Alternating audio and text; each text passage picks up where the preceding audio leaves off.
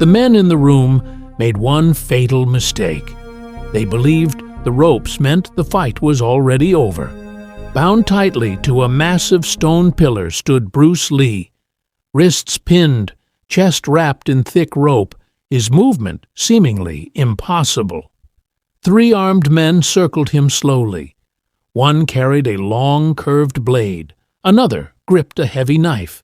The third simply watched, waiting for the moment the first strike would land. From the outside, the situation looked simple.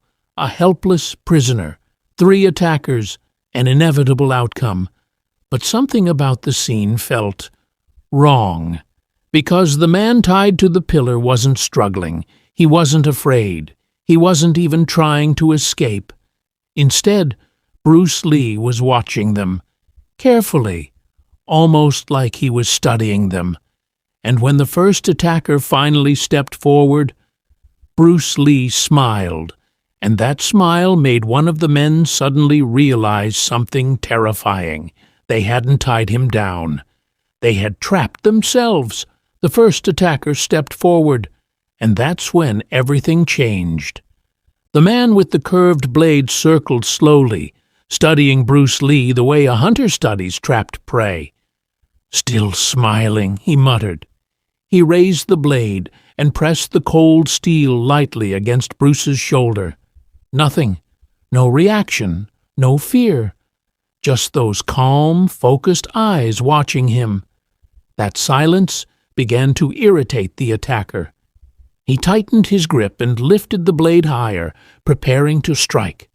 Behind him, the other 2 men exchanged glances. Something about the situation felt wrong. Not the ropes, not the weapons. Bruce Lee himself. Because even tied to a pillar, he stood balanced, centered, perfectly still, like a man waiting for the exact moment to move. The attacker swung, and in the instant before the blade came down, Bruce Lee's shoulders shifted, the ropes moved, and the man holding the blade suddenly realized those ropes weren't holding Bruce Lee. They were about to become his weapon. The blade came down fast, but the moment it moved, something unexpected happened. The ropes snapped tight, not from the attacker pulling them, from Bruce Lee twisting his body. The sudden movement dragged the rope across the attacker's wrist. His strike slowed, just enough. Bruce shifted again, a short explosive motion from his hips. The thick rope looped around the attacker's forearm like a tightening snare. The man froze. What? Too late. Bruce pulled sharply, yanking the attacker off balance and slamming him forward into the stone pillar. The curved blade clattered across the floor. For a split second, nobody moved. The 2 remaining men stared in disbelief. Their prisoner hadn't broken the ropes. He had used them. And the man tangled in the rope suddenly realized something worse. Bruce Lee hadn't even started trying to escape yet. He was still warming up, and now the other 2 attackers were already moving. The second attacker didn't wait to understand what just happened. He attacked immediately, knife forward, fast, direct, brutal. He lunged straight toward Bruce Lee, aiming for the ribs. To him, the situation was simple. The first man had made a mistake. He wouldn't, but Bruce didn't move away. He moved toward him, a sudden shift of weight, a sharp twist of his shoulders. The rope around the pillar tightened again, violently. The knife arm shot past Bruce's body, and the attacker felt something clamp around his wrist. The rope pulled tight like a trap. Before he could react, Bruce stepped sideways and jerked his body again. The man's arm slammed hard against the stone pillar. The knife fell. Bone cracked. The third attacker finally understood something terrifying. The ropes weren't limiting Bruce Lee. They were multiplying his power. And now there was only 1 man left standing. The last attacker didn't move, not immediately. He stood there, staring at the two men now groaning on the floor. One tangled helplessly in rope, the other clutching his shattered wrist, and in the middle of it all stood Bruce Lee, still tied to the pillar, still calm, still watching.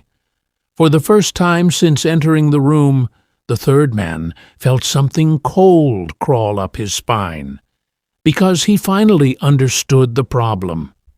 Bruce hadn't escaped the ropes. He didn't need to. Every step they took toward him pulled the ropes tighter. Every attack only gave him more leverage. The man slowly bent down and picked up the fallen curved blade. "If you can't move," he said quietly, raising the weapon, "then let's see how you stop this." He rushed forward, and Bruce Lee suddenly leaned forward. The ropes creaked. Then something snapped. But it wasn't the rope. It was the pillar behind him. Stone pillars aren't supposed to move, but this one did.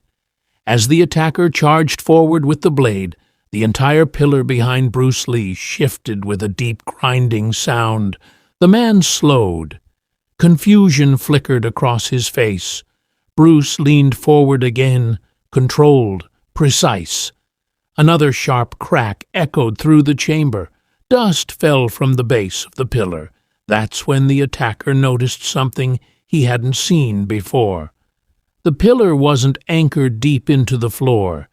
It had been set into a shallow stone socket, decorative, old, weak, and Bruce Lee had been testing it the entire time. The ropes tightened across his shoulders as he twisted once more. The pillar tilted just a few inches, but that was enough to freeze the attacker mid-step, because suddenly the situation looked very different. The man with the blade wasn't rushing toward a helpless prisoner anymore. He was running straight toward a falling pillar, and Bruce Lee was about to use it. The attacker tried to stop, but momentum had already committed him. The blade was raised, his feet were already moving, and the pillar was already falling. With a violent twist of his torso, Bruce Lee pulled the ropes tight one last time. The weakened base cracked. The massive pillar tipped forward. The attacker's eyes widened. He tried to step back. Too slow. The pillar slammed into him with a heavy thud, knocking him violently to the ground and sending the blade skidding across the floor. Dust exploded through the room. For a moment, everything went silent. The three attackers were now down, and Bruce Lee still hadn't thrown a single punch. But as the dust settled, a quiet sound echoed from the dark hallway beyond the chamber. Footsteps, slow, deliberate, more than one. Bruce lifted his head slightly, because the men who tied him up were never the real problem, and whoever was walking toward the room now had been watching the entire time. The footsteps stopped just outside the doorway. Not rushed, not cautious, confident. A slow clap echoed through the chamber. 1, 2, 3 deliberate strikes of applause. Then a man stepped into the light. Behind him stood 4 more, armed, watching carefully. The man in front studied the room, the fallen attackers, the tilted pillar, the scattered weapons. Finally, his eyes landed on Bruce Lee. Still tied, still standing, still calm. "Impressive," the man said quietly. "We wondered how long you would last." Bruce didn't answer. He simply watched them the same way he had watched the others. Carefully, the man tilted his head slightly. "You're probably wondering why you're here," Bruce finally spoke. "No." The man smiled. "Good." Because at that exact moment, the ropes around Bruce Lee's shoulders began to loosen, and none of the new men had touched them. The first man noticed it, a faint sliding sound, fiber moving against fiber. His eyes dropped to the ropes wrapped around Bruce Lee. They were loosening, slowly, deliberately. "Wait," one of the guards muttered. The leader raised a hand, signaling everyone to hold. They watched. No knife cutting the rope, no hidden blade. Bruce's hands were still pinned, or at least they looked pinned. Then Bruce rolled his shoulders slightly. The rope dropped another inch. That's when the leader's expression changed. "You tied him wrong," he said quietly. One of the fallen attackers groaned from the floor. I tied it tight." Bruce exhaled slowly. Another shift, another slip. The rope slid again. The leader stepped forward, now curious, now cautious, because suddenly a disturbing thought entered his mind. Bruce Lee hadn't been trying to break the rope. He had been untying it the entire time, and the final knot was almost free.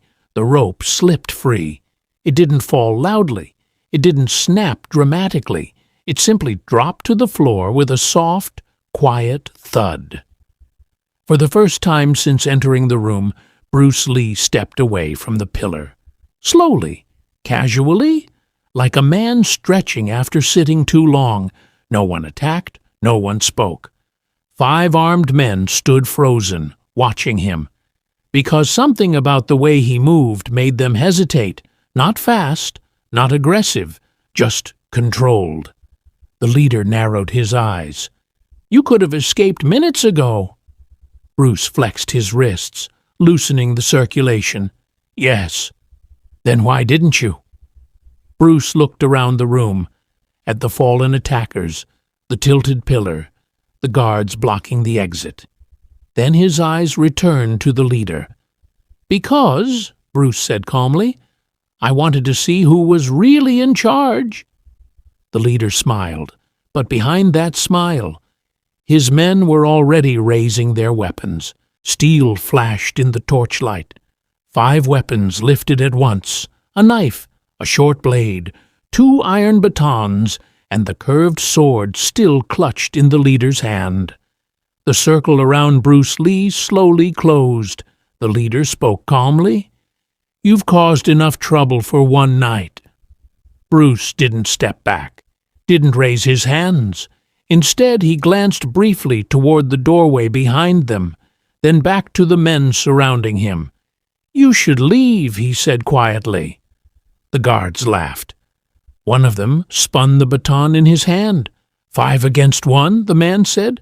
"Who exactly are you warning?" Bruce's expression didn't change. "You." The leader tilted his head. "Why?" Bruce looked past them again, listening. Footsteps, closer now, heavy, more than before. And the leader suddenly realized something unsettling. Bruce Lee hadn't been studying them. He had been waiting, because whoever was walking toward that room was someone even these men feared. The footsteps stopped just outside the room. No one inside moved. The guards glanced at the doorway. Even the leader lowered his blade slightly. Something about those footsteps had changed the atmosphere completely. Then a voice came from the darkness, calm, cold. "Is he still alive?" Every guard instantly straightened. The leader answered quickly, "Yes, sir." The man stepped into the torchlight, tall, older. His presence filled the room without effort. His eyes moved slowly across the wreckage, the fallen men, the broken pillar, the scattered weapons. Then they stopped on Bruce Lee. For several long seconds, neither man spoke. Then the stranger smiled faintly. "So," he said quietly, "you're the one they warned me about." Bruce tilted his head slightly. "And you're the one who arranged all this?" The man nodded. "Yes." He gestured casually to the guards. "Kill him." But Bruce didn't move, because something about the man's tone suggested something far more dangerous. This wasn't an execution, it was a test, and the guards had just been given permission to fail. The guards didn't hesitate. The man with the iron baton rushed first, fast, aggressive. He swung straight for Bruce Lee's head, but the moment the weapon moved, Bruce stepped inside the attack, too close for the baton to work. His hand flashed upward, a sharp strike to the wrist. The baton flew from the guard's hand, Before the man could react, Bruce pivoted. A short elbow drove into his ribs. Air exploded from the guard's lungs. Then a quick sweep of the leg. The man crashed to the ground, silent, finished. The other guards froze for half a second, just long enough to understand something important. Bruce Lee didn't fight like someone surrounded. He fought like someone already 2 moves ahead. The leader's eyes narrowed. "Together!" he shouted. 4 men rushed at once, but Bruce didn't step back. Instead, he stepped straight toward them. 4 attackers charged at once. Most men would retreat. Most men would try to escape the circle. But Bruce Lee did the opposite. He stepped forward, directly into them. The guard with the knife lunged first. Bruce slipped to the side, barely an inch of movement. The blade missed. Bruce's palm struck the attacker's chest, hard. The man staggered backward, crashing into the guard behind him. In that instant of confusion, Bruce moved again. A lightning-fast kick snapped upward. The second guard's baton flew out of his hand. 2 men down, 2 still coming. The leader tightened his grip on the curved sword. Now he understood something the others didn't. Bruce wasn't fighting 4 men. He was turning them into obstacles for each other. And suddenly, the leader realized something else. Bruce hadn't used his full speed yet, not even close. Then Bruce's stance shifted, and the leader knew the next move would be far worse. The leader finally attacked. No hesitation this time. The curved sword sliced through the air in a sharp horizontal arc aimed straight at Bruce Lee's neck. But Bruce didn't dodge the way they expected. He moved inside the swing, so fast the leader barely saw it happen. 1 step, 1 shift of the shoulder. Bruce's hand struck the leader's forearm. The sword arm froze mid-motion. Then came a second movement, even faster, a precise strike to the jaw. The leader stumbled backward, shock flooding his face, not because of the hit, because he hadn't even seen it land. Behind him, the remaining guards hesitated again. For the first time, doubt spread through the room, because this wasn't a man escaping a trap. This was a man taking control of it. And suddenly, the older man who had ordered the execution began to laugh. The laughter cut through the tension like a blade. Not nervous, not shocked, amused. The older man stepped forward slowly, watching the chaos his guards had failed to control. 2 men down, 1 disarmed, the leader barely steady on his feet. And in the center of it all stood Bruce Lee, calm, breathing evenly, eyes focused. "Good," the man said. "Very good." The guards glanced at him in confusion. One of them spoke nervously. "Sir, we can finish him." The man raised a hand. "No." His gaze never left Bruce. "You've already shown me what I needed to see." Bruce didn't relax. "Which is?" The man smiled faintly. "That the rumors were true." He paused, then said something that made every guard in the room stiffen. "You're fast enough." Bruce's eyes narrowed. "Fast enough for what?" The man's smile widened. "For the fight that begins after this room." The room went quiet. The guards looked at each other, confused. One of them whispered, "Fight after this?" The older man ignored them. His eyes stayed locked on Bruce Lee. "You've proven something tonight," he said calmly. "Most men panic when they're trapped. You studied the trap instead." Bruce didn't answer. The man took another step closer. "You're not here to die." One of the guards finally spoke up. "Sir." "Then why bring him here?" The man's smile faded slightly. "To see if he was worth the trouble." Bruce tilted his head. "And if I wasn't?" The man glanced briefly at the injured guards around the room. "Then this place would already be your grave." Another long silence followed. Then Bruce asked the question no one else dared. What exactly do you want?" The man leaned slightly closer and whispered something that made Bruce's eyes sharpen. "There's someone even I can't defeat." The room seemed to shrink around them. Even the wounded guards stopped moving, because no one had ever heard their leader say those words before. "There's someone even I can't defeat." Bruce Lee studied the man carefully. "You're asking me to fight him?" It wasn't a question. The man nodded slowly. "Yes." Bruce's voice remained calm. "And if I refuse?" The man glanced around the chamber, at the broken pillar, the fallen guards, the scattered weapons. Then he shrugged. "Then you walk out of here." That answer surprised everyone.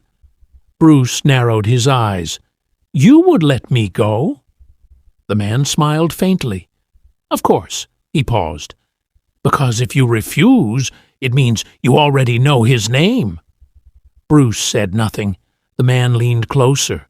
Then he finally said it. And for the first time all night, Bruce Lee's expression changed. The name hung in the air, heavy, uncomfortable. For several seconds no one spoke, because the reaction they saw on Bruce Lee's face was something none of them expected. Recognition, not fear, but something close to it. Bruce slowly straightened. "That's impossible," he said quietly. The older man folded his hands behind his back. "That's what everyone says." One of the guards shifted nervously. "Sir, who is he?" The leader ignored him. His eyes stayed locked on Bruce. "You've heard the stories," he continued, "the underground fights. The undefeated champion." Bruce's voice was calm again. "I heard he disappeared." The man nodded once. "Yes." Then he pointed toward the dark corridor behind him. "That's because he's been waiting." The guards turned slowly toward the hallway. Silence filled the space.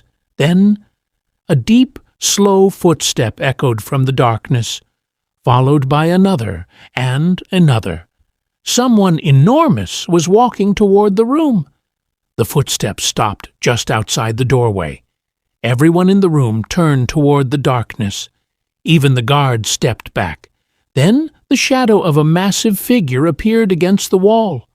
Broad shoulders, slow movement, heavy presence, the undefeated fighter, the one even the leader feared. Bruce Lee watched the doorway carefully, waiting, studying. But when the figure finally stepped into the torchlight, Bruce didn't move, because the man standing there wasn't looking at him. He was staring at the leader, cold, unimpressed. The giant spoke with a deep voice. "So, this is what you've been doing?" The leader frowned. "What do you mean?" The man's eyes narrowed. "You brought him here to fight me?" Silence. Then the giant shook his head slowly. "No." His gaze finally shifted toward Bruce, and what he said next shocked everyone in the room. "I'm not here to fight him." He took another step forward. "I came to warn him." Because someone far more dangerous was already inside the building. The room froze. No one expected the giant to say that. Not the guards, not the leader, not even Bruce Lee. "You came to warn him?" the leader asked sharply. The giant didn't answer immediately. Instead, he walked slowly into the room, his heavy steps echoing across the stone floor. Every guard instinctively moved aside. Even the leader looked uneasy. The giant stopped a few feet from Bruce. "You shouldn't be here tonight," he said quietly. Bruce studied him. "Why?" The giant glanced toward the corridor behind them, listening.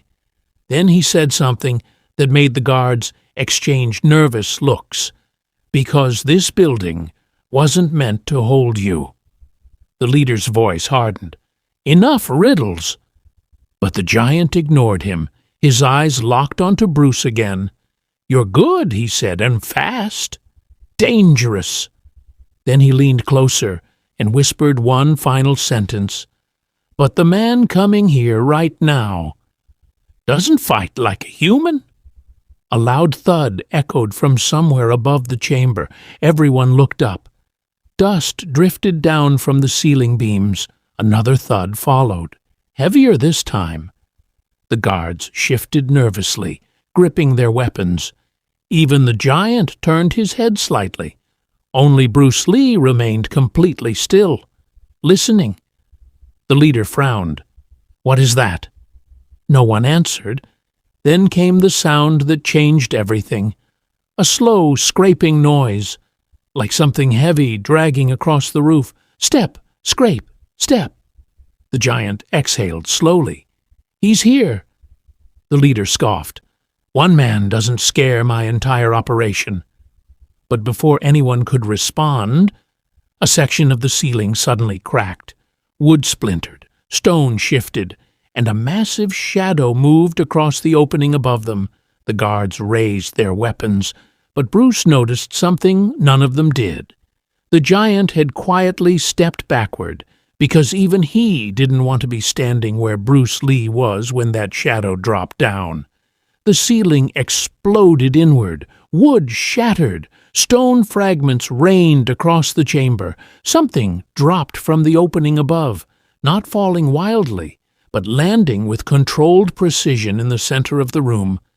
The impact shook the floor. Dust filled the air. For a moment, no one could see clearly. Then the figure slowly stood, tall, broad, completely silent. Even the guards who had faced Bruce Lee moments earlier took a step back, because something about this man felt wrong. He moved without hurry, without wasted motion, like a machine that had already calculated every outcome. The leader spoke first. "You finally decided to show up." The newcomer didn't respond. His eyes scanned the room, the fallen guards, the giant. Then they stopped on Bruce Lee. For several long seconds, the two men simply stared at each other. Then the stranger spoke his first words. "You're smaller than I expected." Bruce didn't react, but the giant behind him quietly whispered something that made the guards uneasy. "That's not the problem. The problem is, he's faster than anyone you've ever seen." No one moved. Not the guards, not the giant, not even the leader. Because the man who had dropped through the ceiling hadn't taken his eyes off Bruce Lee for a single second, and in that silence something strange became obvious. He hadn't blinked, not once. The leader stepped forward cautiously. "You've made quite an entrance." Still no response. The stranger simply walked toward Bruce, each step slow, measured, unstoppable. One guard nervously raised his weapon. The stranger didn't even look at him.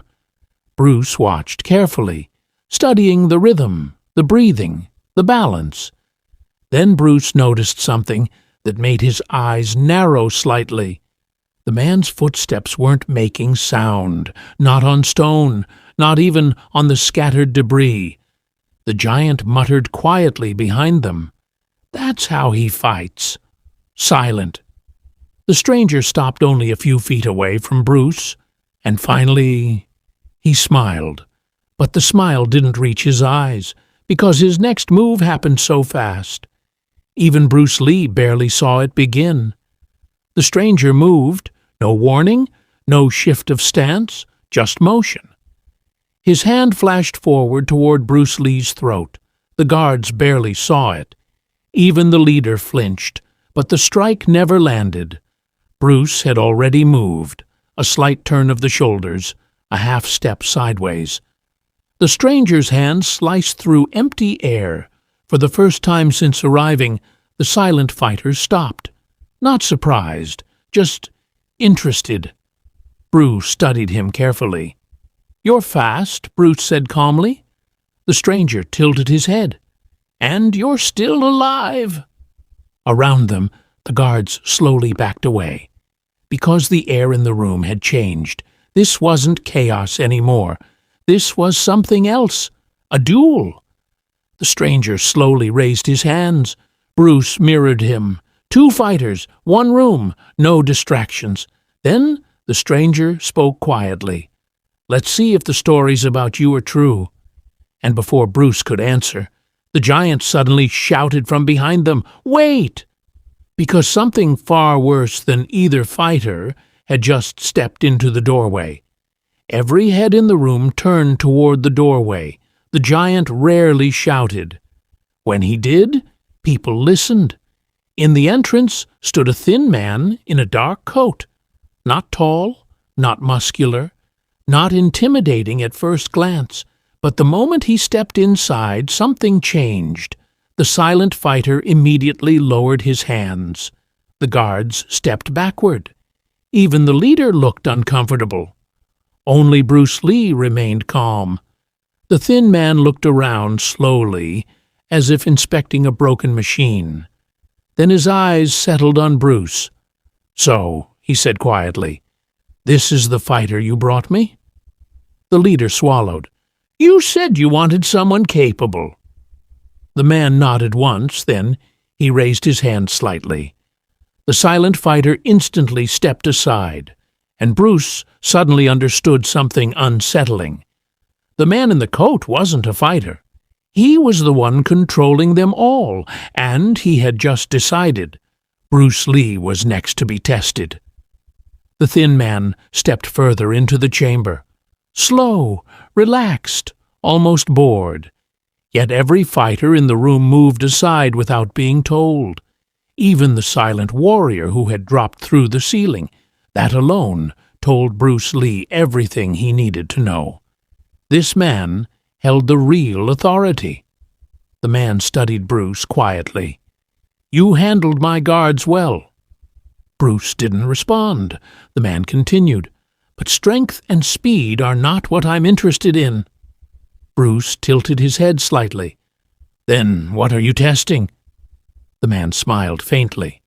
"Control." He raised one finger. Instantly, the silent fighter stepped forward again, but this time he wasn't alone.